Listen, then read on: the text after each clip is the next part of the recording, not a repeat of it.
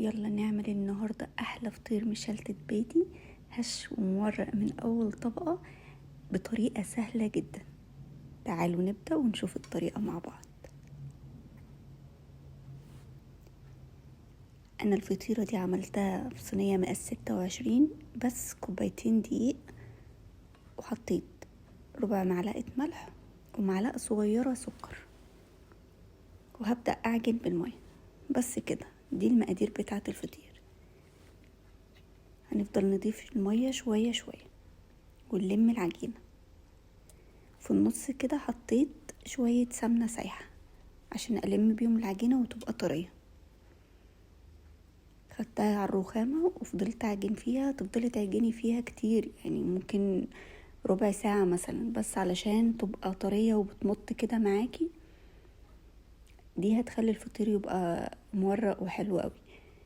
هنسيبها بقى قبل ما تفرديها ربع ساعة كده ترتاح شوية. هنبدأ نجيبها بقى ونفردها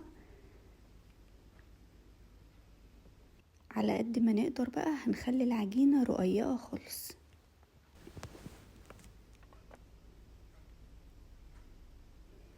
خلاص كده فردناها. هنجيب بقى السمنة او الزبدة زي ما انت عايزة، تكون بدرجة حرارة الغرفة، ونبدأ كده بظهر المعلقة ناخد من المادة الدهنية دي ونحطها على العجينة كلها. بعدين هنعمل الفتحات دي من على الجناب ونلمها بالطريقة دي. واحنا وبنلم الطبقات كده على بعض نفضل نفرد العجينة كده قبل ما نحطها على التانية. خلاص كده خلصنا.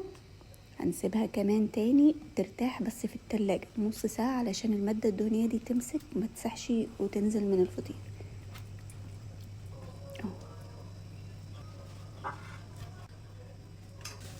هنسيبها كده ونحطها في التلاجة نص ساعة. بعد ما عدت النص ساعة بنطلعها بقى. بص، هنقلبها على الناحية التانية. هاخد في ايدي كده حتة سمنة، وبعد كده افرد بيها العجينة وارجع لمها تاني،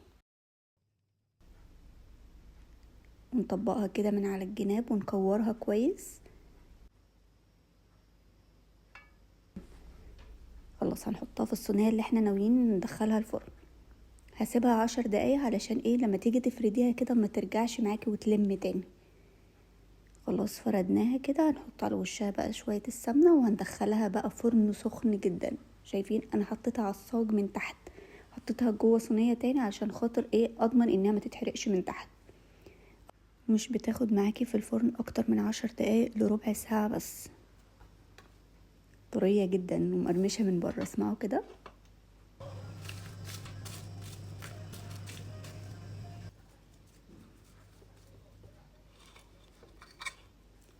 لو عجبكم الفطير المشلتت بتاع النهاردة ما تنسوش تعملوا اللايك والاشتراك، وتستنوني في وصفات احلى واحلى.